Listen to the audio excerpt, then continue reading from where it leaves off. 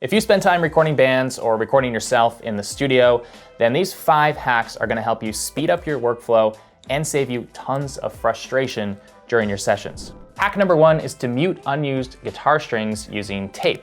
Now, a lot of people have figured out that they can mute the strings down here while they're recording riffs up here, but few people know that you should also mute the strings up here at the headstock, and I'll let you hear the difference it makes. Okay, listen to this simple guitar part. You can hear the high-pitched ringing of the strings from up here. Now, if I put a piece of tape up there and play the same part, listen to the difference.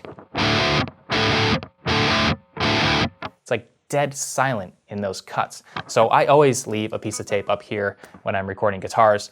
And you also want to mute the strings down here whenever you don't need any open strings. So for example, playing octave chords is a common problem area. Listen to this. There can be a lot of extra noise and harmonics from the other strings that you don't really need to hear. So if you put a piece of tape over that down here, listen to the same part.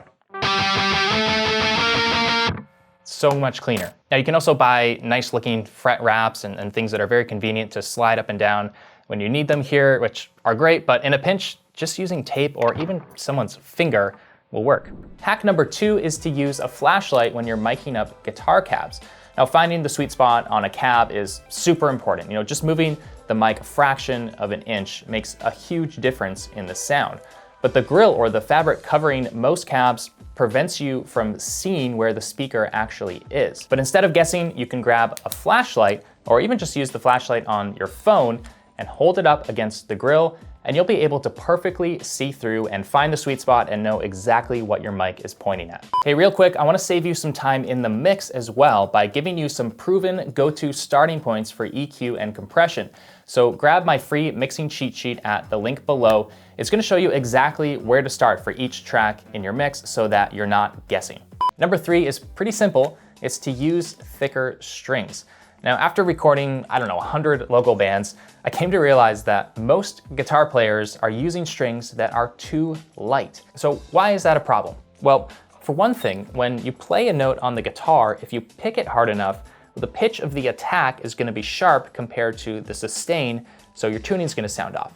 And secondly, most players are not amazing guitarists, right? So as they're playing chords and fretting notes around the neck, they're going to accidentally bend strings. And the lighter the string gauge is, the easier it is for those strings to bend slightly, and your tuning's gonna go out. So using heavier strings is a really simple way to help with both of those problems, especially at drop tunings. You know, I've been known to get a guitar player to put a 72 on that low string for, really low tunings like drop A. But even Dave Grohl in standard tunings uses a 60 gauge on his low E, which would, I think, strike fear into the heart of a lot of guitarists. But if you're playing rock and heavy music, then at least for the rhythm guitars, slap some nice fat, heavy strings on the guitar, play hard, and you'll have a better tone and better tuning.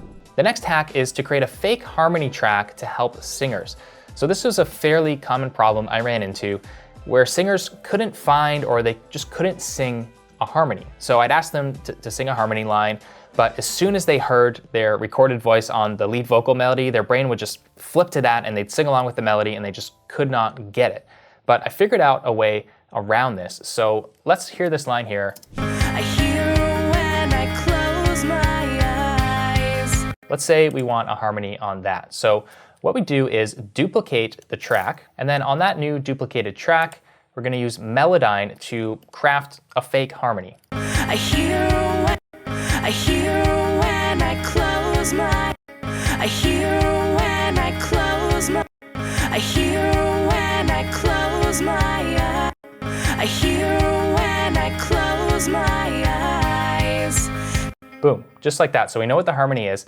And then when the singer goes to record it, you mute the lead vocal and get them to just sing along with the fake harmony track.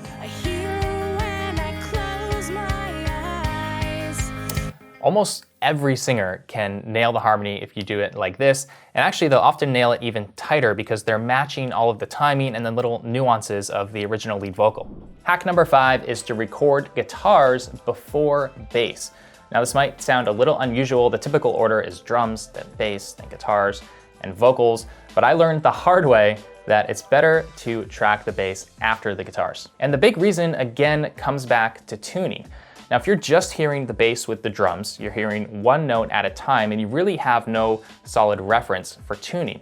So you could potentially have the intonation and tuning be way off up here on the neck of the bass, but you wouldn't even catch it at all until you go to track guitars, and then you've got a huge mess. But if you record the guitars first, you've got a couple big benefits. And number one, when you're recording guitar, you're usually hearing more than one string, more than one note at a time, so it's naturally easier to hear tuning problems. And number two, if there is an issue that you don't catch during tracking, let's say one of the chords up on the neck of the guitar is a little flat or a little sharp, well, when you go to track bass, you'll notice that, and it's a lot easier to just tune the one string of the bass and just punch in that one note to make it match, whereas it's almost impossible to do that the other way around with a guitar. All right, if you need some more recording tips, well, the hardest instrument to record is the drums. So check out this video here to learn the mistakes that you need to avoid when you're tracking drums.